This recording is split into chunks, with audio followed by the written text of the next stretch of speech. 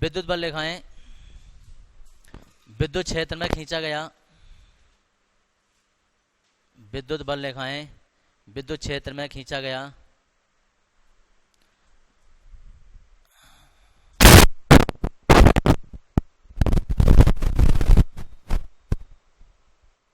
विद्युत बल लिखाएं, विद्युत क्षेत्र में खींचा गया वह काल्पनिक पृष्ठ है, काल्पनिक पृष्ठ है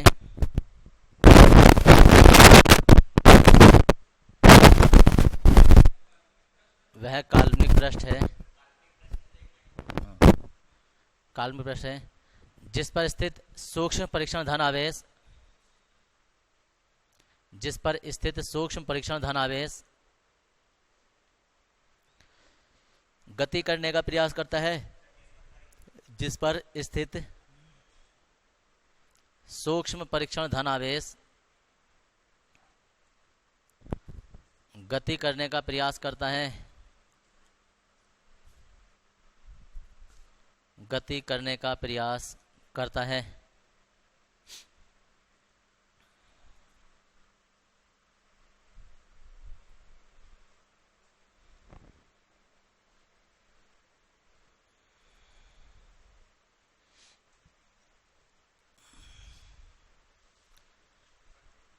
ऐड आ जाएगा, अभी पता चलेगा तुम्हें क्या होती है।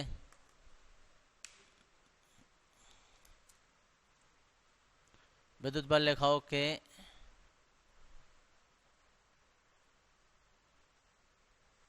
गुण, विद्युत बल रेखाओं के गुण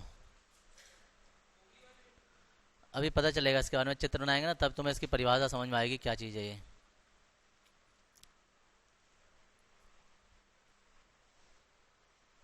विद्युत बल रेखाओं के गुण,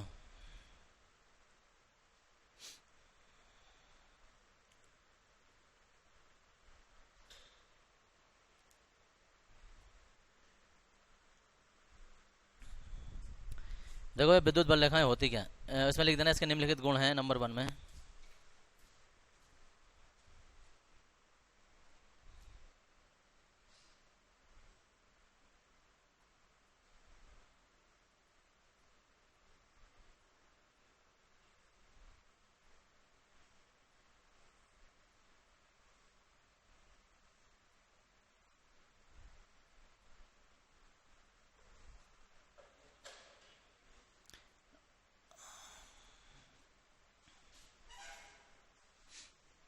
देखो यही विद्युत बल रेखाएं है ना, विद्युत क्षेत्र उत्पन्न करती हैं।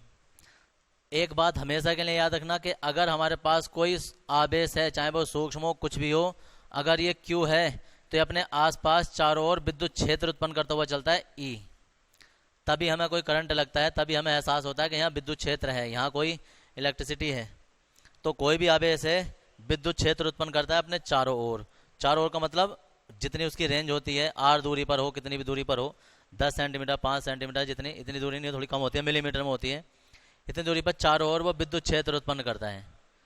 अब अगर ये आवेश प्रवाहित कर दिया जाए, अब प्रवाहित जो है ये अकेले होता नहीं है, ये किसी ना किसी माध्यम की जरूरत होती है। ऐसा हवा में प्रवाहित नहीं होता है ये, या तो इसे तार की जरूरत पड़ेगी, ऐसा तार जिसमें कि विद्युत आवेश प्रवाहित हो सके, यानी कि चालक, जैसे कि लोहा, एल्यूमिनियम, कॉपर, कुछ भी है ऐसा तार होगा, उसमें यह आवेश प्रवाहित हो जाएगा। अगर यह आवेश यहाँ से यहाँ तक या यहाँ से यहाँ तक थोड़ा सा भी चल जाएगा ना, तो वहाँ विद्युत धारा उत्पन्न हो जाएगी।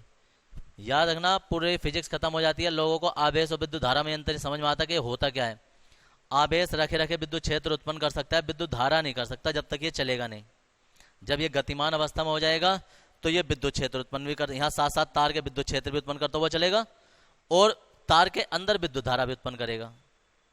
ठीक है जी, दोनों करेगा। और अभी 7वें चैप्टर में जाकर, इसमें 4थी यूनिट में जाकर तुम एक बात और सीखोगे, क्या कि इस तार के चारों ओर विद्युत क्षेत्र तो उत्पन्न होता ही होता है, साथ में चुंबकीय क्षेत्र भी उत्पन्न होता है, जिस कारण हमारे पंखे वंखे वगैरह या जितनी भी रेगुलर ये सर्कुलर घूमने वाली चीजें विद्युत के कारण घूम रही हैं, वो इसकी जिस कारण घूमती हैं। तो आवेश हमेशा विद्युत क्षेत्र उत्पन्न करता है, जब ये गतिमान हो जाता है विद्युत धारा उत्पन्न करता है, अपने आसपास विद्युत क्षेत्र भी उत्पन्न करते हुए चलता है, और जब तार में होता है तो तार के आसपास भी विद्युत क्षेत्र उत्पन्न करते हुए चलता है। अब नॉर्मल सी बात है कि अब जब विद्युत क्षेत्र उत्पन्न करते हुए चलेगा तो करंट भी मारेगा। अगर हमारे घरों में कोई तार है, उसके ऊपर प्लास्टिक का कवर चढ़ा हुआ है, हम उसे छूते हैं तो वो करंट नहीं मारता है। लेकिन अगर वही प्लास्टिक का कवर जो है वो हम किसी हाई टेंशन लाइट पर, जो कि 11,000 वाली या 33,000 वाली या 1,32,000 वाली अगर जो लाइन है उसके ऊपर चढ़ा देंगे, यानी कि ये तार है, हमने इसके ऊपर ये कवर चढ़ा दिया, तो अगर हम इसे भी छुएंगे ना तो भी करंट आएगा। समझिए जी, कितना ही मोटा, उतना मोटा होना चाहिए जितने मोटा ये विद्युत क्षेत्र को पार कर ना सके। अब पता चला इसकी लिमिट जो है, इस विद्युत क्षेत्र जो ये तार जो है वो 10 सेंटीमीटर तक विद्युत क्षेत्र उत्पन्न कर रहा है। तुमने 5 सेंटीमीटर मोटाई का कवर लगा दिया इस पर, तो भी करंट लगेगा, तो भी करंट।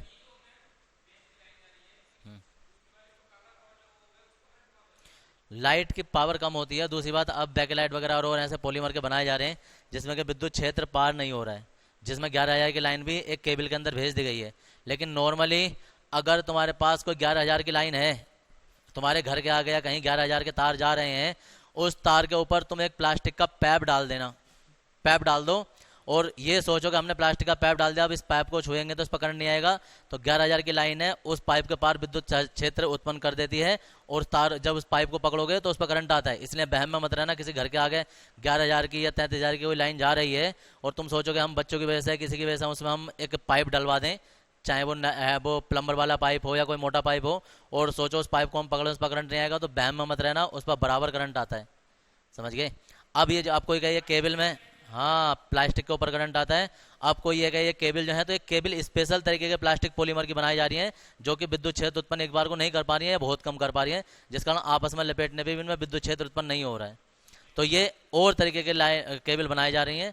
ये इस चक्कर मत रहना कि हमने प्लास्टिक का पाइप डाल दें तो उस पर करंट नहीं आएगा, बराबर करंट आता है। तो दूसरी बात, अगर 440 वोल्ट की अगर जो हमारे पास लाइन है जो घरों में आती है आमतौर पर, तो उसमें तो वोल्टेज ही कम होते हैं, मतलब विद्युत क्षेत्र उसमें कम होता है, उत्पन्न होता है, लेकिन इतना कुछ खास उत्पन्न नहीं होता। हम प्लास्टिक का कवर भी चढ़ा देंगे तो उससे बच जाते हैं, उस पर करंट नहीं आता है, यानी कि विद्युत तरंगें जो होती हैं वो पार नहीं निकल पाती हैं। टेक्निकल बात समझना, कोई भी बहम में मत रहना। जब फिजिक्स पढ़ रहे हो ना तो फिजिक्स के हिसाब से पढ़ो, और उस हिसाब से मत पढ़ो कि साहब रट रट रहे हैं सिर्फ, ये होता है। नीचे भी जा रही है विदेशों में लाइनें, विदेशों में खंभे दिखाई नहीं देंगे। तो तूफान आते रहते हैं।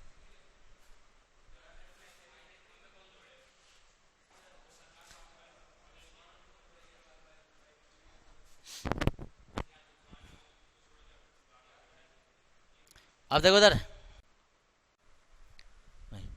विद्युत बल रेखाएं सदैव धन आवेश से निकलती हुई प्रतीत होती हैं, धन आवेश से निकलती हुई प्रतीत होती हैं, और ऋण आवेश की ओर,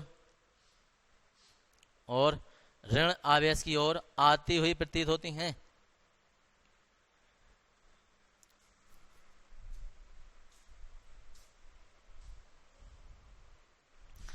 इस प्रकार विद्युत क्षेत्र की दिशा धन आवेश से ऋण आवेश की ओर होती है। समझ में आ गया?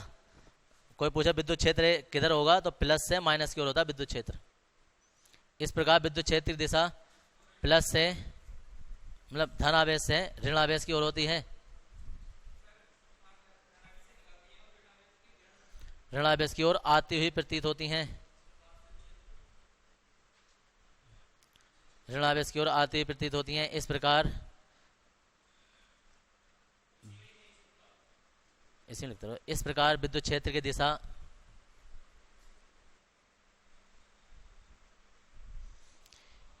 इस प्रकार विद्युत क्षेत्र की दिशा धनावेश से ऋणावेश की ओर होती है।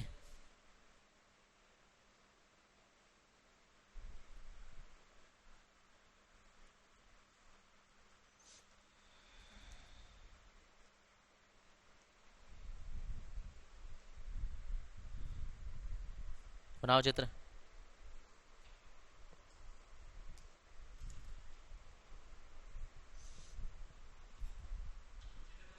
चित्र बनाओ, किस बात का इंतजार कर रहे हो?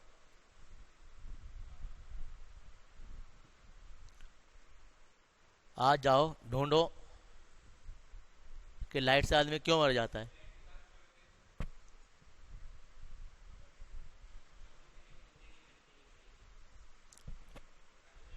जब हमारे ये विद्युत बल रेखाएं सदैव, विद्युत बल रेखाएं सदैव खुले वक्रों के रूप में चलती हैं। खुले वक्रों, वक्र, अरे वक्रों मत लिख देना, ये वाला वक्रों है।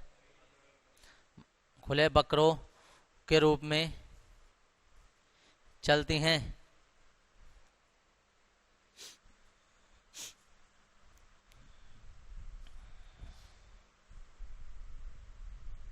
नंबर थर्ड,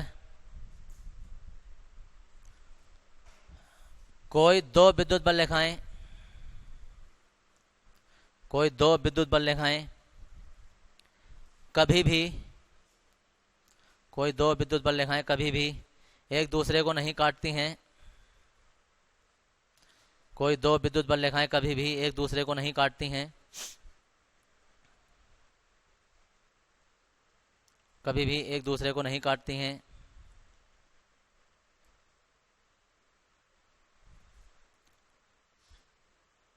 यदि ऐसा होता है तो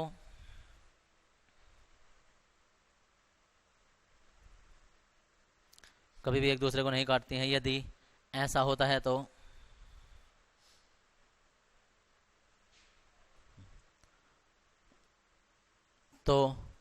उस बिंदु पर विद्युत क्षेत्र की, उस बिंदु पर विद्युत क्षेत्र की दो दिशाएं प्रकट होंगी। उस बिंदु पर विद्युत क्षेत्र की दो दिशाएं प्रकट होंगी।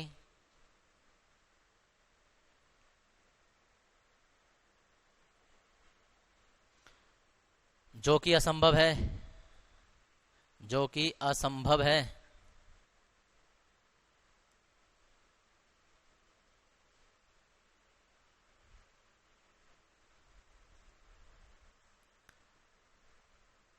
प्रकट होंगे जो कि असंभव है। ये दो विद्युत बल रेखाएं कभी भी, जैसे एक विद्युत बल रेखा इधर को और एक इधर को चली गई, तो अब इस बिंदु पर विद्युत क्षेत्र एक तो ये बन गया, एक ये बन गया, क्योंकि एक इधर को चल रहा है, एक इधर को चल रहा है। जबकि विद्युत क्षेत्र हमेशा एक ही ओर होता है, वो प्लस से माइनस की ओर ही होता है। विद्युत क्षेत्र की एक दिशा होती है, दो दिशाएं नहीं होती हैं। इस एक दिशा इधर को हो गई, एक दिशा इधर को हो गई। तो कभी भी दो विद्युत बल रेखाएं कभी भी नहीं काट सकती एक दूसरे को। कितनी भी पास पास होंगी, लेकिन हमेशा ऐसे ऐसे होंगी, और बिल्कुल नजदीक भी होंगी ना तो काटेंगे नहीं, साथ साथ भले से हों। जैसे कभी तारे देखें आसमान में, ऐसा लगता है कभी चलते भी हैं तो ऐसा लगता है वो टकरा जाएंगे, लेकिन टकराते नहीं है, वो निकल जाते हैं बच के। ऐसे ही विद्युत बल रेखाएं इधर उधर नहीं होता है, वो बहुत करोड़ों लाखों किलोमीटर दूरी पर होते हैं, एक करके जितने भी होते हैं वो, समझ गए। तो वो आपस में देखने में ऐसा लगता है वो टकराते नहीं है कभी भी। क्या चीज करी?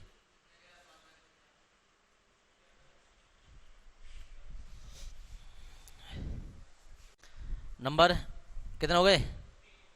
फोर्थ लिखेंगे, समान दूरी पर स्थित विद्युत बल रेखाएं, हाँ नंबर फोर, समान दूरी पर स्थित विद्युत बल रेखाएं समान विद्युत क्षेत्र उत्पन्न करती हैं। समान दूरी पर स्थित विद्युत बल रेखाएं समान विद्युत क्षेत्र उत्पन्न करती हैं। और असमान दूरी पर स्थित विद्युत बल रेखाएं, समान दूरी पर स्थित विद्युत बल रेखाएं समान विद्युत क्षेत्र उत्पन्न करती हैं। और असमान दूरी पर स्थित विद्युत बल रेखाएं असमान विद्युत क्षेत्र उत्पन्न करती हैं। सिंपल सी लाइन थी तुम्हारी, चिप फुको भी है।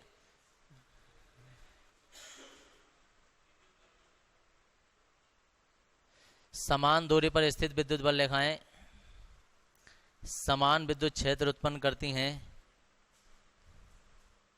समान दूरी पर होंगे तो समान विद्युत क्षेत्र उत्पन्न होगा, असमान दूरी पर होंगे तो असमान विद्युत क्षेत्र उत्पन्न होगा। क्या नई बात लग रही है? मैं तो ये सोच रहा था कि सुनने से याद हो जाएगा। समान दूरी ना समझते? हाँ जी।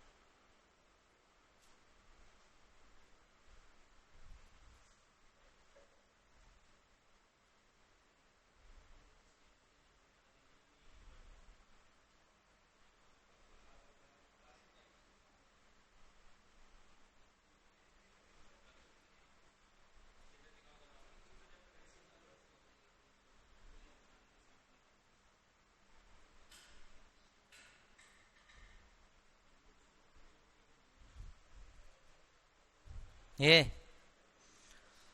अंतर दिख रहा है, बताऊं? विद्युत बल लिखा, इनमें कोई लिमिट नहीं है, कहीं भी हो सकती हैं और वो समान है। और हम जो पूरे फिजिक्स में पढ़ेंगे ना विद्युत क्षेत्र, वो ये वाला विद्युत क्षेत्र पढ़ेंगे, समान विद्युत क्षेत्र। असमान वाला तुम्हारे बीएससी लेवल पर अलग अलग होता है। यहाँ हर बार विद्युत क्षेत्र बदलता रहता है, यहाँ 20 होगा, 10 होगा, 50 होगा, ऐसे कर चेंज होता रहता है। वहाँ जितना यहाँ होगा इतना यहाँ होगा।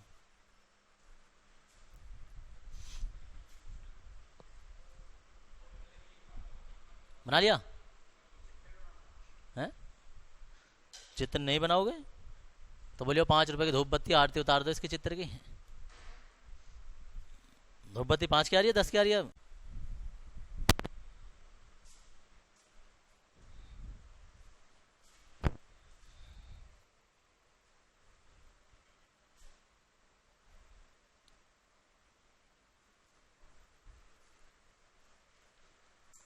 देखो भाई, विद्युत द्विध्रुव आघूर्ण का मतलब होता है, पहले विद्युत द्विध्रुव का, चलो विद्युत द्विध्रुव आघूर्ण का मतलब होता है कि पहले तो विद्युत द्विध्रुव समझो। और इसमें ना 3 नाम है, 1 2 3। विद्युत का मतलब तो ऐसी कोई चीज जरूर होगी जहां आवेश हो। एक बात क्लियर हो गई कि अगर विद्युत है तो ऐसी कोई चीज जरूर होगी जहां पर वे आवेश जरूर होंगे। फिर द्विध्रुव का मतलब क्या होता है? द्विध्रुव का मतलब होता है ऐसी चीज जिसके 2 सिरे हों। ध्रुव का मतलब सिरे, द्वि का मतलब 2, 2 सिरे। जैसे कि हमारे पास ये मार्कर है, इसका एक सिरा ये है, एक सिरा ये है, तो ये 2 सिरे हैं, तो ये द्विध्रुव है। विद्युत अभी नहीं है, सिर्फ द्विध्रुव है। इस पर हम एक और एक आवेश रखते हैं, दूसरे और दूसरा आवेश रखते हैं, तो ये विद्युत द्विध्रुव बन जाएगा। आघूर्ण अभी नहीं बना है, जब इसे घुमाएंगे या इसमें कोई मान निकालेंगे तो ये आघूर्ण बनेगा। अभी ये सिर्फ विद्युत, ये अभी खाली सिर्फ द्विध्रुव है, इस पर आवेश रख देंगे तो ये विद्युत द्विध्रुव बन जाएगा। समझिए? तो देखो क्या है कि ऐसा कोई निकाय जिसमें 2 बराबर और विपरीत आवेश, यानी कि ए है ये बी है, इसमें एक माइनस होगा एक प्लस होगा। तो वे निकाय जिसमें 2 बराबर और विपरीत आवेश एक दूसरे से अल्प दूरी पर स्थित होते हैं। अल्प दूरी का मतलब होता है 2l। अब कोई कह रही है 12 क्यों लिया, खाली l क्यों नहीं लिया बीच की दूरी? ताकि जब हम इसे बीच में से नापेंगे ना तो l इधर हो जाएगा, l इधर हो जाएगा। अगर हमने खाली यहाँ से यहाँ तक l ले लिया ना तो ये l/2 हो जाता है, l/2 हो जाता है। फिर स्क्वायर करते हैं, अंडर रूट करते हैं ना तो कैलकुलेशन भारी हो जाती है। कैलकुलेशन आसान करने के लिए हमने 12 ले लिया, आधी दूरी l आधी दूरी l, ताकि कैलकुलेशन सिंपल सिंपल होती रहती है। तो यह है 2 बराबर और विपरीत आवेश। परिभाषा सुनो, वे निकाय जिसमें 2 बराबर और विपरीत आवेश, जैसे ही मार करें एक और हमने 10 रख दिया प्लस का, एक और रख दिया 10 माइनस का। अगर हमने इसमें एक 9 रख दिया और एक 10 रख दिया ना तो ये द्विध्रुव नहीं बनाएंगे फिर। क्यों? क्योंकि आवेश असमान हो गए। तो एक और प्लस होना चाहिए, एक और माइनस होना चाहिए, और बीच की दूरी उनकी कुछ भी हो, लेकिन कुछ ना कुछ दूरी पर होने चाहिए। तो वह निकाय जिसमें 2 बराबर और विपरीत आवेश एक दूसरे से अल्प दूरी पर स्थित होते हैं विद्युत द्विध्रुव कहलाता है। विद्युत द्विध्रुव कहलाता है। अब अगर हम इसमें इन दोनों आवेशों में से कोई एक आवेश ले लें और इनके बीच की दूरी ले लें तो ये विद्युत द्विध्रुव आघूर्ण बन जाता है। यह है विद्युत द्विध्रुव आघूर्ण 2ql, और इसे हम p से प्रदर्शित करते हैं। ठीक है? तो विद्युत द्विध्रुव आघूर्ण जो होता है वो होता है आवेश और उनके बीच की दूरी के गुणनफल को विद्युत द्विध्रुव आघूर्ण कहते हैं। इसे p से प्रदर्शित करते हैं। ये कहानी है, लिखेंगे बाद में। हम पहले स्टार्टिंग वाली परिभाषा लिख रहे हैं, बाद में बनाना चित्र वगैरह। इसमें लिखेंगे वह निकाय जिसमें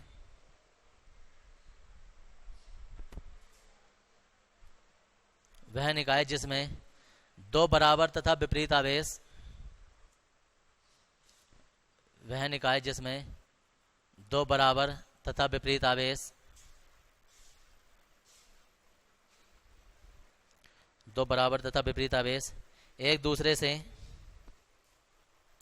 वह निकाय जिसमें 2 बराबर तथा विपरीत आवेश एक दूसरे से अल्प दूरी पर स्थित होते हैं,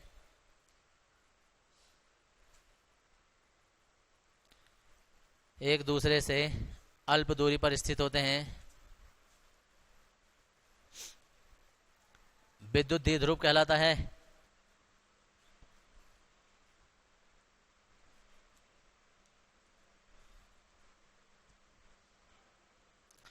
विद्युत द्विध्रुव कहलाता है।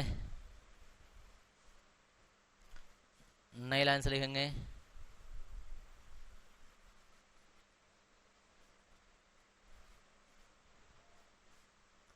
नई लाइन से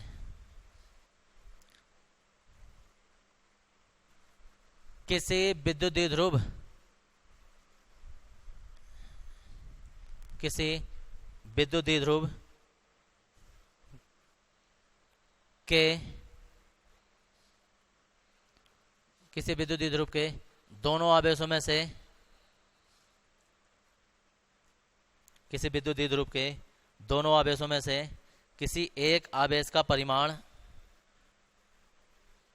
किसी विद्युत द्विध्रुव के दोनों आवेशों में से किसी एक आवेश का परिमाण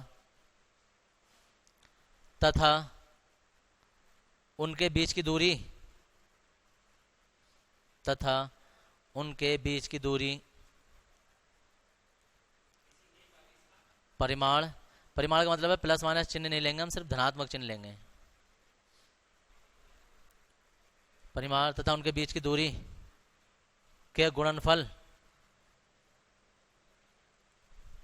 बीच की दूरी के गुणनफल को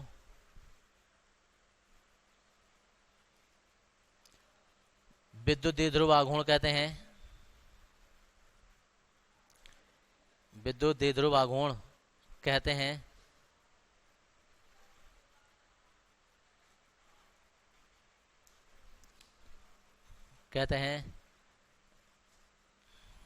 फर्स्ट लगा लेंगे। विद्युत द्विध्रुव आघूर्ण एक सदिश राशि है।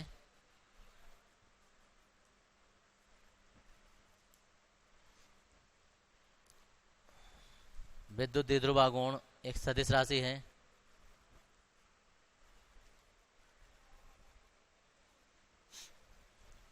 सदिश राशि है जिसे P से प्रदर्शित करते हैं। जिसे P से प्रदर्शित करते हैं।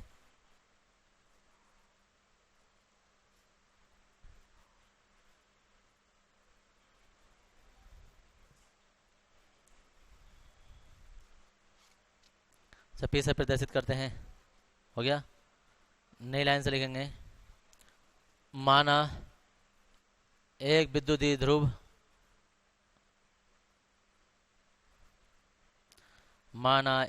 द्विध्रुव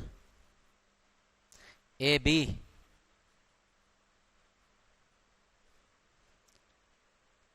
विद्युत द्विध्रुव ए बी जिसके बिंदु ए पर माइनस क्यू आवेश तथा बी पर प्लस क्यू आवेश स्थित है।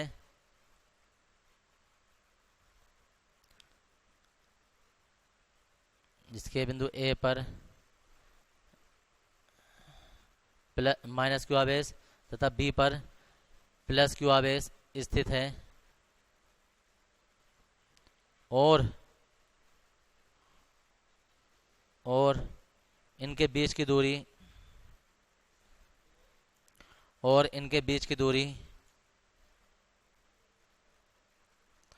12 है। बीच की दूरी 12 है। तब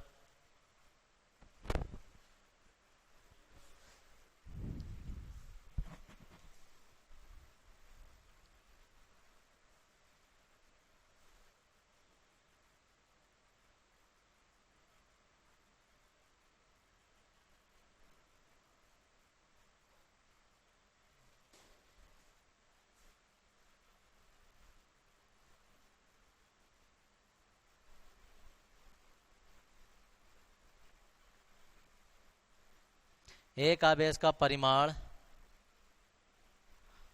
और गुणा बीच की दूरी दोनों आवेशों के बीच की दूरी विद्युत द्विध्रुव आघूर्ण को P से प्रदर्शित करते हैं। दोनों आवेशों का परिमाण आ गया Q और दोनों आवेशों के बीच की दूरी आ गई 2L। तो P बराबर जो है वो 2QL हो जाता है। चित्र बनाएंगे, ये सब लिख देंगे।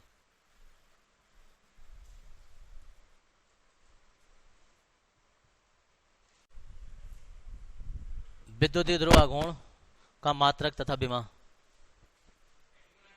हेडिंग।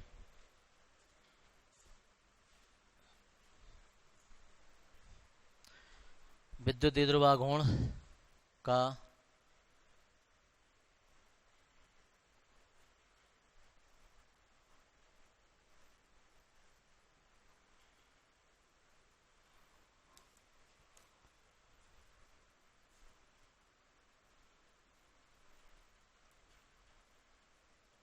चूंकि होता है P बराबर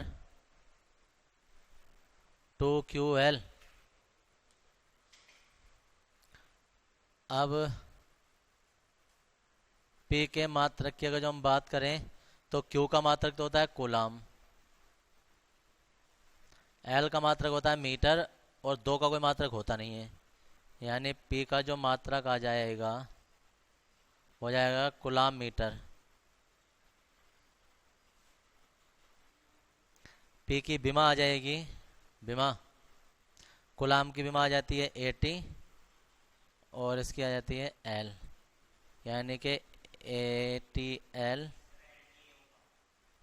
है। अच्छा मैंने बराबर जो लगाया है दिख रहा होगा, यहाँ क्या होगा, इसके बाद लाइन आएगी,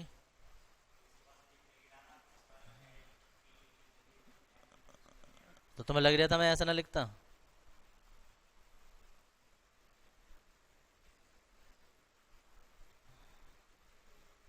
ये तो इसके दिमाग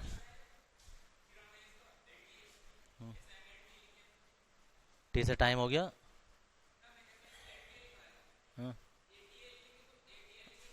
MLT के रूप में बीमा लिखी जाती है ना, लेकिन अगर जो कोई आवेश ना होना तो कुछ भी आगे पीछे चेंज कर देते हैं, ALT ATL, लेकिन जब आवेश मात इनके ऊपर घाता होती है ना तो पहली बात तो MLT के रूप में लिखा करो। ये जो बार बार पूछते रहते हो ना इसकी बीमा क्यू की बीमा 80 कैसे आती है, ये देख लो ना, ये I बराबर जो होता है I बराबर होता है Q/T।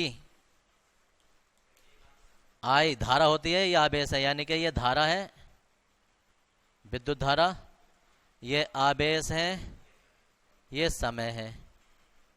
अब धारा का जो मात्रक होता है वो A होता है, Q का हमें निकालना है, मतलब Q का मतलब मात्रक जो होता है वो कूलाम होता है, और T आ गया, तिरछे गुणा कर देंगे तो C बराबर जो है वो AT आ जाता है। तो Q की विमा आ जाती है ये, या मात्रक भी देख लो, एम्पियर सेकंड हो जाता है।